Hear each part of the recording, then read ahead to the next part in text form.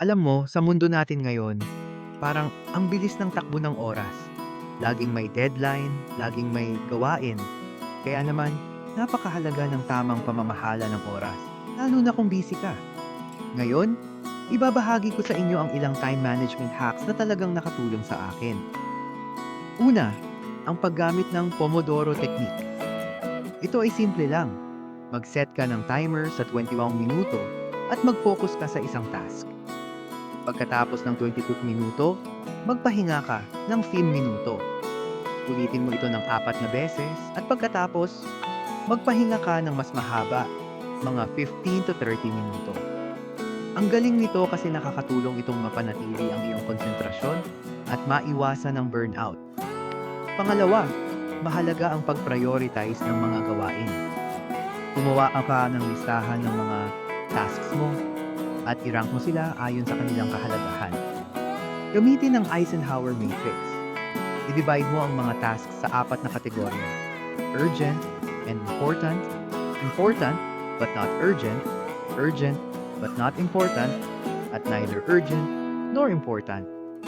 Sa ganitong paraan, mas madali mong makikita kung ano ang dapat unahin. Pangatlo, huwag matakot na mag-delegate. Kung may mga tasks na pwede mong ipasa sa iba, gawin mo ito. Hindi mo kailangang gawin ang lahat mag-isa.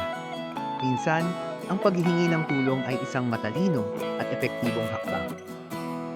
Susunod, subukan mong i-limit ang mga distractions. I-off ang notifications ng iyong phone habang nagtatrabaho ka.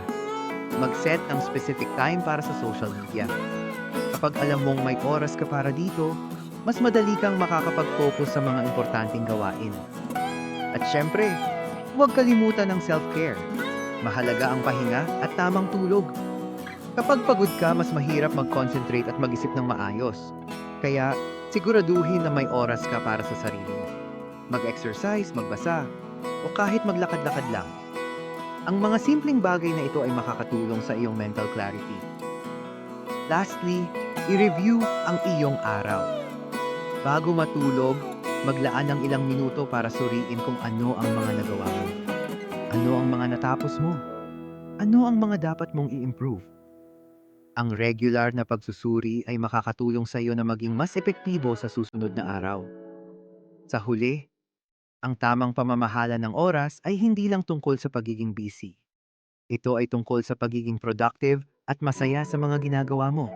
Kaya subukan ang mga hacks na ito at tingnan kung paano ito makakatulong sa iyong araw-araw na buhay.